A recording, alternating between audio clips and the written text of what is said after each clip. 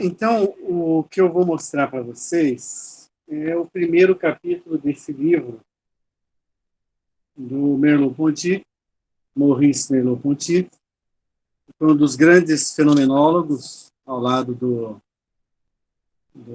Brentano, Russell, não Russell, mas Russell, Heidegger, né, e no Brasil, Joel Martins e Maria Bicudo. E esse livro é sobre a fenomenologia da percepção. Né?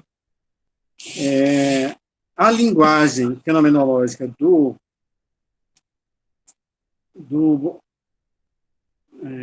Merleau-Ponty é uma linguagem um pouco mais acessível que a do Russell. Talvez até por ele ser francês e o Russell ser alemão, né? Mas mesmo assim é uma leitura meio rebuscada, né? E é um texto que a gente tem que sempre voltar para compreender o que ele quer dizer. Né? Então, eu vou começar aqui, né, com o capítulo 1, né, o começo do começo, The Beginning of Beginning, e, obviamente, quando ele fala fenomenologia da percepção, né, ele vai estudar a percepção. Mas o primeiro capítulo é sobre a sensação. Né? E a questão da sensação, né, a sensação vem dos sentidos. Deus, coloca para mim, Deus. Se vocês estão vendo aí o PowerPoint?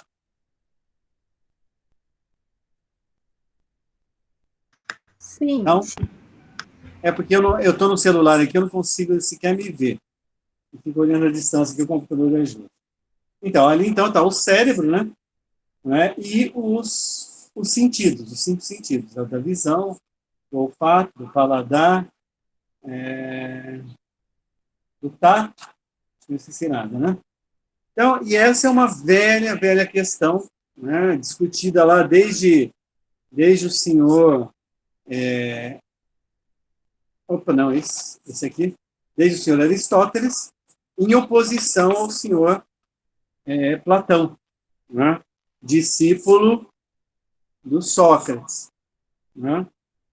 Porque enquanto Sócrates localizava tudo na consciência, no interrogar da consciência, o seu intérprete, ou o seu discípulo, Platão, achava que era só a consciência, e por intermédio dela, que o intelecto poderia ser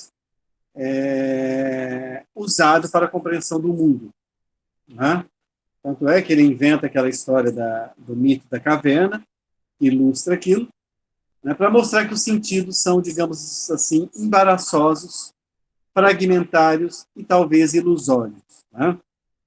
Aí é que o senhor Aristóteles abandona aí a academia platônica para dizer que não, né, que poderia haver uma descrição do mundo segundo as sensações. Né?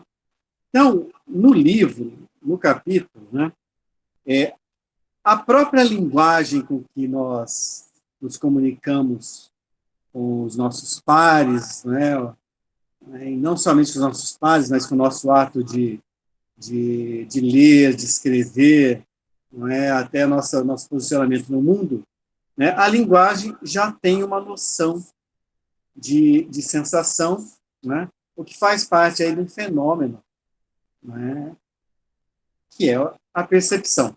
Por exemplo, quando eu imagino uma cor, hoje eu não preciso ver essa cor.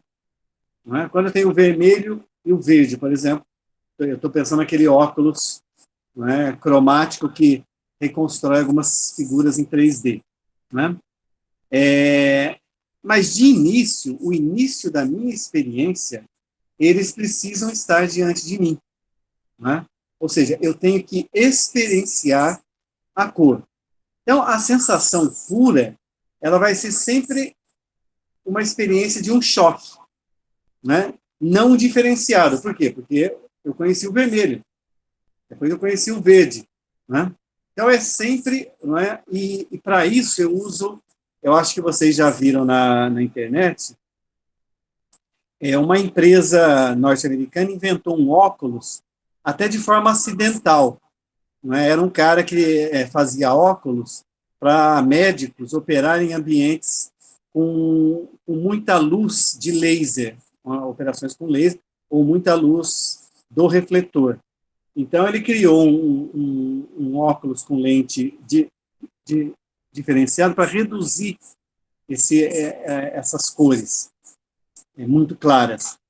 E eu estava lendo essa história, que é muito curiosa. Esse rapaz, dono dessa empresa, foi até um estádio, assistiu uma partida lá, não sei se de futebol americano ou basquete, sei lá o quê, e ele não tinha levado o óculos de sol dele. E ele levou esse óculos lá, eu vou ver se eu... Né? E parece que tinha ao lado dele um amigo daltônico, e ele emprestou o óculos, e o daltônico começou a ver o mundo de outra forma. Né? Então é muito legal, né? Basta vocês buscarem aí no YouTube, né, para ver a reação, né, de uma pessoa, pessoas velhas, né, pessoas jovens, crianças, que veem pela primeira vez um mundo que eles nunca viram. Né? Então é esse choque, né, indiferenciado, instantâneo, né, e pontual, né, que depois vai criar, né, aquele oceano de sensações visuais, né, até o momento em que já não é mais preciso mostrar as cores, mas simplesmente, né, imaginá-las. Né? Então, diz aí o Merleau-Ponty que, ao inspecionar uma imagem, cada parte vai anunciar mais do que ela contém. Né? Ou seja, não vale só mais para as cores, mas para as formas, para o seu conteúdo. Né? Às vezes eu preciso ver só um pedaço dela e o meu cérebro preenche o restante dela. Mas será essa a imagem?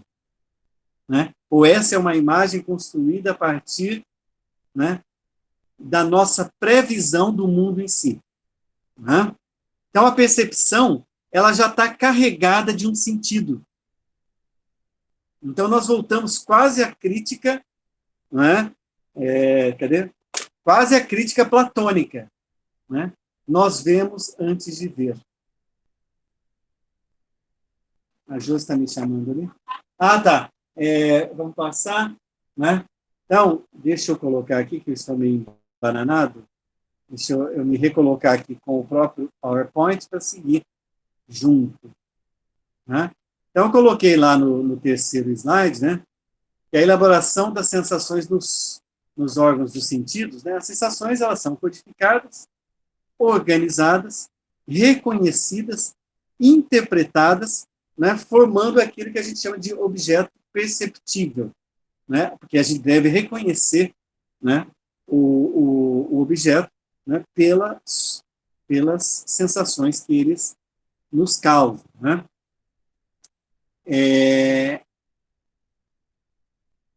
Eu vou falar um pouco mais antes de mostrar o quarto slide. Eu já estou na psicologia da Gestalt, que vocês já devem ter estudado, ter lido, né? E no próprio capítulo tem, né, a figura, né, aquela flecha, eu sempre esqueço o nome, e eu sempre anoto, e nunca sei onde anoto, né, mas já eu falo sobre ela, né, que é uma figura importante, né, que é uma figura que ludibria, não é, a sensação. Então, o ideal seria a gente renunciar à própria definição do objeto para tornar a sensação como uma impressão pura do próprio sentido. Ou seja, não é de tornar objetivo algo que é subjetivo. Né? Nós acreditamos saber muito bem, não é, o que é o ver, o ouvir, o sentir, porque há muito tempo a percepção, né, nos deu esses objetos nas suas formas coloridas, sonoras. Né? A gente acredita, desde a mais tenra idade, que a gente está sabendo navegar nesse mundo, achando que somos os descritores perfeitos do mundo, porque nos afiançamos nas nossas sensações. Porém, quando a gente quer analisar esse objeto, o que a gente faz? A gente transporta esse objeto no seu local para um objeto da consciência. Não é? Então, tudo é algo para a consciência. Não é? E é uma consciência que a pergunta é, não é?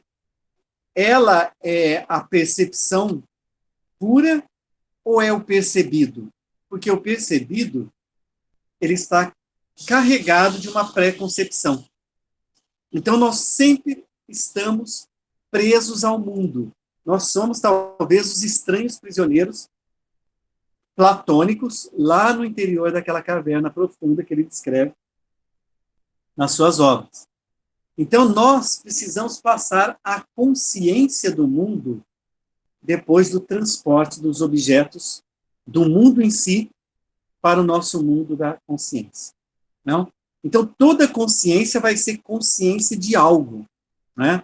Nós construímos pela ótica, pela matemática, pela geometria, né, um fragmento de mundo cuja imagem pode formar-se, né, a cada momento em nossa retina.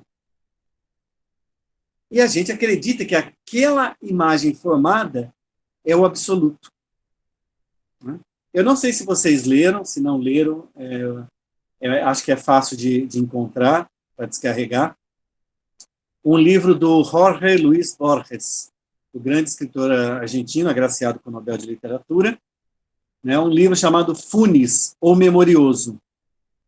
Né? Então é muito legal, porque Funes, o Memorioso, ele descreve cada objeto, que para nós seria o mesmo objeto, a partir da mudança do ângulo de visada.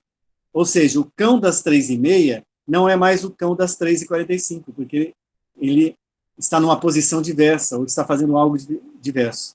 Né? Então, não é só para mostrar o que o Merleau-Ponty talvez queira ilustrar aqui. Então, a visão, né, que a gente sempre pensa que é uma visão cartesiana, não absoluta, ela não é. Né? Então, das sensações para os objetos perceptíveis, né, nós passamos por 2 estágios, que tem a ver com a psicologia da Gestalt e com a psicologia cognitiva. Né? O primeiro estágio são os processos visíveis primários, que é a individualização das características físicas, onde o significado permanece indeterminado, no que descreve o objeto. Aí há um outro estágio, que é uma elaboração já cognitiva, pertencente ao ramo da psicologia cognitiva, em que o objeto percebido é reconhecido graças ao confronto aí com aquilo que a gente já transportou para a nossa consciência. Ou seja, né, a consciência começa, né, a comparar aqueles objetos com outros objetos idealizados que já não existem no mundo das coisas, mas no mundo da consciência de algo. Né? Para mostrar isso, né, e a Josi me deu uma abandonada aqui, né?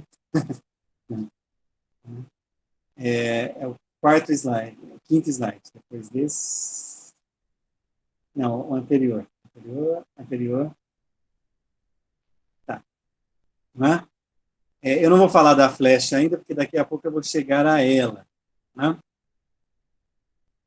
Nós temos, portanto, travamos uma luta num ringue, né, que a gente poderia chamar de uma modalidade de confronto entre a percepção e a memória. Né? Por exemplo, né, uma memória, uma modalidade de confronto, de percepção na luta com a memória é aquilo que a gente chama de modalidade de baixo para cima, né? Que é uma elaboração guiada por dados a partir de pequenas partes de um estímulo. Por exemplo, um automóvel é reconhecido partindo-se de suas características físicas. Tem 4 pneus, tem escapamento, tem direção, tem um tampo, tem um teto, né? E, por outro lado, né, uma outra elaboração, que agora é a top-down, de cima para baixo, que é uma já elaboração guiada por conceitos, mais elaborada. Né? E aí já é a partir das representações do que nós temos na nossa biblioteca interior, que é a memória. né? Então, o conceito de automóvel representado na memória, ele é ativado, né, imediatamente, né? E a pergunta é, as características do objeto vão corresponder ao conceito? Né? Ou seja, como que eu consigo distinguir um automóvel de outros objetos que não são automóveis? Né? Uma Ferrari e um Fusca são a mesma coisa? Partilham o mesmo conceito básico, etc, etc? Né? Então, tudo depende do contexto no qual está inserido o objeto percebido e o grau de conhecimento do observador. Isso é uma questão importante. Né? Qual que é o grau de conhecimento de imagens estocadas, né? E não somente estocadas, mas que conversam dentro de si naquilo que a gente chama, né, de o reino da memória e da cognição. Né? Bom, minha atendente não está aqui de novo, né? Eu vou dar um exemplo, espera que eu vou mudar lá. Ela está descontando agora minhas falhas pontuais, né, que foram pontuais. Né? Eu dei um exemplo ali, olha, de uma espécie de uma letra A, né? Então, um exemplo do bottom-up, né? De baixo para cima. Quando a gente olha, a gente parece construir a imagem de baixo para cima e parece que vai conduzir a uma palavra, a uma letra, que é a letra A, né? Então, a gente analisa os elementos da pesquisa na nossa memória. E vem a pergunta, H ou A? Né? Aí, a análise top-down, que é de baixo para cima, que é do conceito em si, fala assim, não, pode ser ou um ou outro, dependendo da palavra. Aí a letra pode ser o Che Guevara, ou pode ser o gás do elemento gasoso. Né?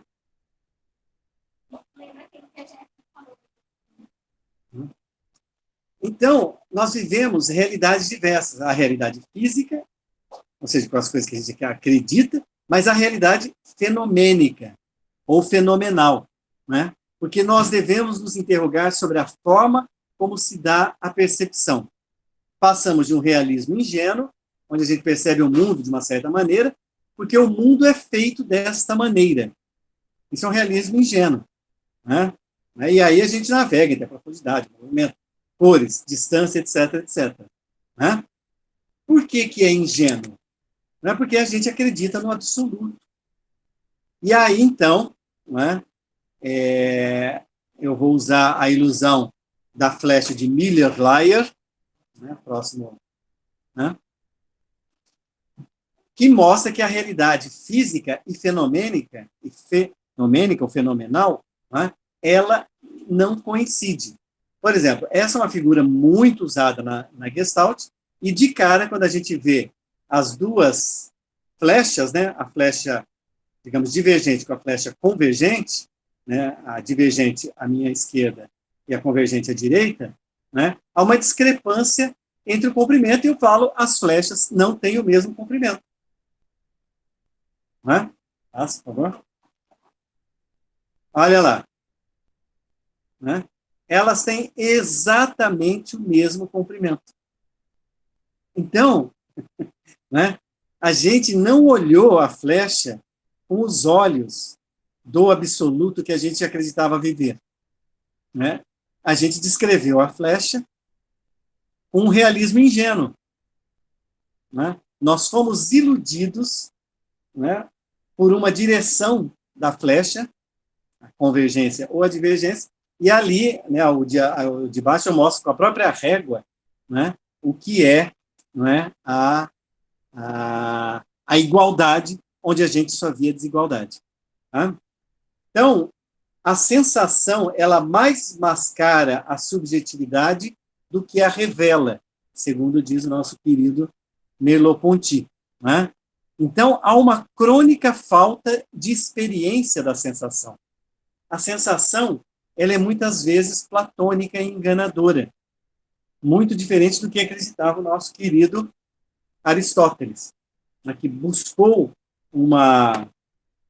não uma psicologia, mas uma ciência da percepção que pudesse aí guiar as ciências que depois a gente chamaria de ciências observativas ou empíricas. Né? Então, por exemplo, eu já falei dos daltônicos, né?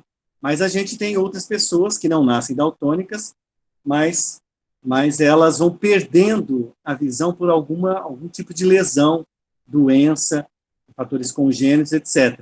Né? Então, as lesões não são apenas um déficit de certas qualidades, mas a passagem para uma estrutura menos diferenciada, né, e talvez mais primitiva. Né?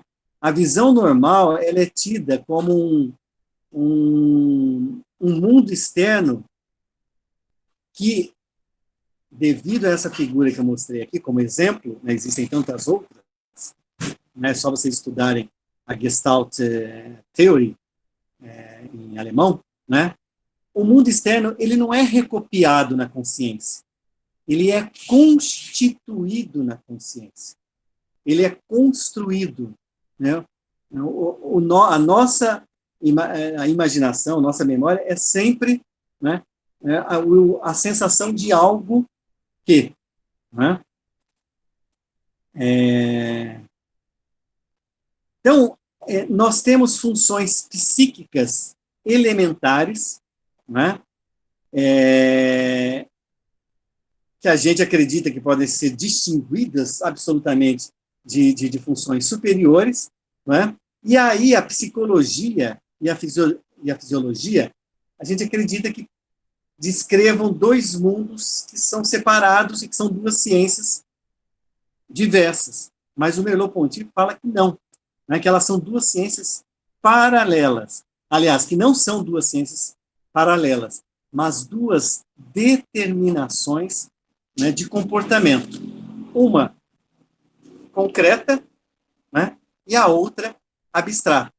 Uma concreta, a psicológica, a do viver experienciado, e a outra da fisiologia, que é abstrata, por quê? Porque nós sempre estamos tentando interpretar aquele mundo. Né? Aqui na página 32, o Merleau-Ponty fala sobre a ciência. Olha, a mudança de sentido das palavras elementar e superior na fisiologia moderna anuncia uma mudança de filosofia. O próprio cientista deve aprender a criticar a ideia de um mundo exterior em si, já que os próprios fatos lhe sugerem abandonar a ideia do corpo como transmissor de mensagens. O sensível é aquilo que se aprende se apreende com os sentidos. Mas nós sabemos agora que este com os sentidos, né, não é simplesmente instrumental. Né? Que o aparelho sensorial não é um condutor. Por exemplo, eu toco a tela aqui, pip, né? Não é só isso. Né? Ao tocar, obviamente, eu senti a dureza, a temperatura, né? Tantas outras coisas. Que mesmo na periferia, a impressão fisiológica se encontra envolvida em relações antes consideradas como centrais. Né?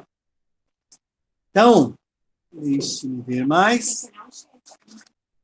A Josi não viu o chat para ver se... Então, olha, a aderência à coisa percebida... a Josi falou que não consegue ver o chat. Deixa eu ver se tem alguma coisa aqui por enquanto. Não. Então, a aderência do percebido a seu contexto, né, com a articulação sobre a distinguibilidade, né, e a identificabilidade, né, faz parte desse domínio pré-objetivo que precisamos elaborar em nós mesmos, né, se queremos compreender realmente o que é o sentir. Então, o sentir não é só uma coisa instrumental, orgânica, mecânica ou termodinâmica. Né? Elas são dados da consciência, né, que mora muitas vezes na nossa pré-consciência, né, aquele mundo anterior à própria consciência, né, e é uma coisa que, né, o nosso querido Sócrates sempre nos alertava, né, interrogue sempre a consciência, né, para dar consistência ao mundo da percepção. Né? Então, esse é o recado do primeiro capítulo, A Sensação, da Fenomenologia da Percepção, do Merleau-Ponty. Né? É um livro excepcional, que deve também ser lido depois com o último livro que ele não conseguiu acabar, ele morreu muito jovem, né? Que é O Visível e o Invisível. Perguntas? Tem algumas outras coisas. Deixa eu ver se tem no chat aqui. Não tem perguntas. Enquanto vocês ficam elaborando as perguntas, eu esqueci de dizer duas coisas. Eu falei do Funes, o Memorioso, os daltônicos, e existe um neurocientista que já faleceu, infelizmente, há 3 anos atrás, o Oliver Sacks, se tornou um grande escritor. Né? O sucesso dele no Brasil foi um livro chamado O Homem que Confundiu Sua Mulher com Chapéu. Né? E ele fala sobre os daltônicos, ele fala sobre pessoas que tiveram desastres cerebrais impressionantes, ele fala sobre os idiots savants, que são aquelas pessoas que têm um alto grau de retardo mental, mas são artistas excepcionais, que podem... Né, não sei se é ele que fala de um desenhista autista, severamente autista, e levaram ele para fazer um voo noturno por Nova York. Quando ele chegou, ele desenhou a cidade inteira de cabeça. Né? Ou aquele cara que ouve, né, um dos concertos de Brandemburgo do Bach, senta ao piano, nunca tocou piano, ou seja, né, o que foi a sensação do ouvir, do ver, para essas pessoas dentro de um cérebro estocástico da memória que a gente não conhece. Né? Então, é muito bacana isso. E sugiro muito os livros do Oliver Sacks. A outra coisa, o filme brilhante da década de 60 ou 50, se não me engano, 12 Condenados e uma Sentença. São 12 jurados, desculpem, e uma sentença. 12 jurados que têm que definir a pena capital para um rapaz jovem, muito jovem, que matou uma senhora. Né? Uma senhora, uma moça, sei lá. Né? E eles vão lá para a sala de defesa, né? Sozinhos já, para definir a pena, e todo mundo tem certeza que o sujeito é culpado. Né? Só que para dar a pena capital, a pena de morte, os 12 jurados têm que dizer sim, culpado, sim, pena capital. E existe um dos jurados que vai dizer não. E é muito bacana porque ele vai convencendo cada um dos jurados, né, a ver que ele interpretou errado uma das provas. Um olhar, um sentir, né? Mas é excepcional o filme, excepcional. Né? Talvez vocês encontrem no YouTube ou na Netflix. 12 jurados e uma sentença. E, por fim, uma ficção científica, que é muito bacana, chamado O Homem dos Olhos de Raio-X. Não sei se eu estou aparecendo. Acho que eu estou aparecendo. O Homem dos Olhos de Raio-X, que é um cientista maluco, sempre, né? No cinema. Aliás, né? Quem criou a noção do cientista maluco foi esse sujeito que não penteava muito o cabelo, né? É o Dr. Einstein. Né?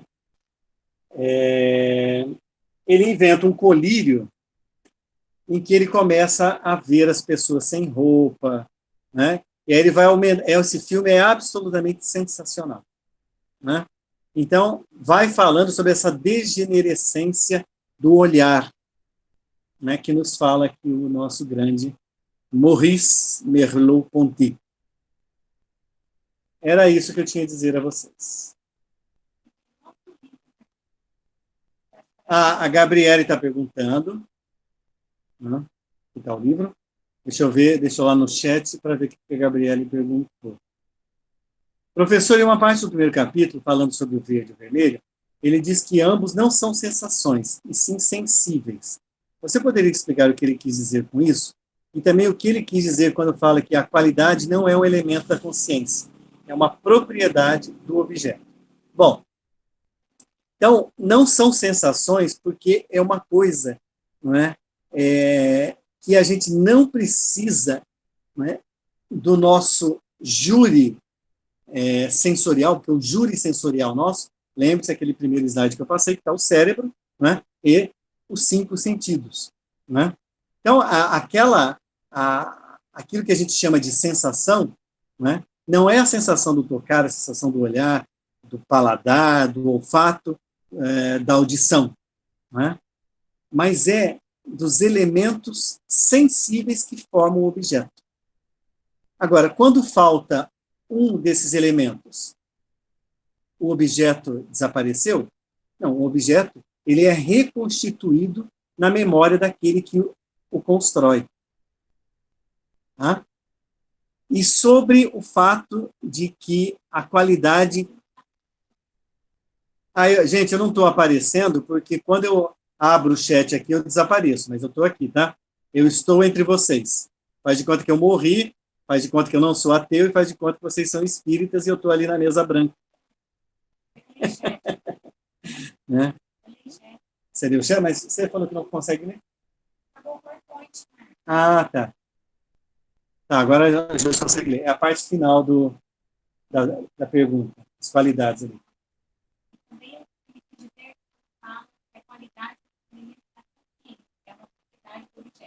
Então, quando a gente fala em qualidade, a gente sempre pensa, não é, em algo que veio do juízo da consciência.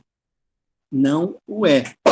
Né? O objeto ele está sempre ali no nosso mundo pré-fenomenal ou pré-consciência. Né? Depois, sim, que ele constitui, né, como um objeto. É o mesmo objeto para todos? Provavelmente não. Por quê? Porque as qualidades, né, elas são depois, né, interpretadas à luz daquilo que a gente chama da subjetividade. A fenomenologia é o caminho para a gente interrogar aquele que interroga o objeto na constituição do o que é isto, o fenômeno, por exemplo, de olhar o objeto, de experienciar o objeto, ou de experienciar o fenômeno em si. E vai ser sempre a consciência de algo. Não sei se eu te respondi, Gabriele.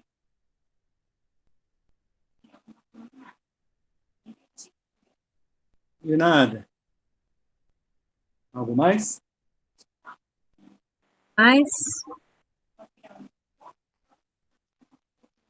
Tchau, vida longa e próspera. Esse aqui é o do Spock, viu, gente? A Josi falou que era do Perdidos no Espaço, mas é Star Trek, Jornada nas Estrelas. Tava falando que é só assim, ó. Ah, tá. A do homem é só, não é assim, é só assim. Bom, tá bom. Então, fechando aqui, gente, seguinte, então, essa discussão tá nesse primeiro capítulo, a Gabriela pediu para ver, né, Gabriela? Então, ele é um livro realmente extenso, ele é um livro, assim, que vocês vão ter que ler, reler, eu tô uma vida, na verdade, para a gente ter uma compreensão de Merleau-Ponty. Só que, o que acontece?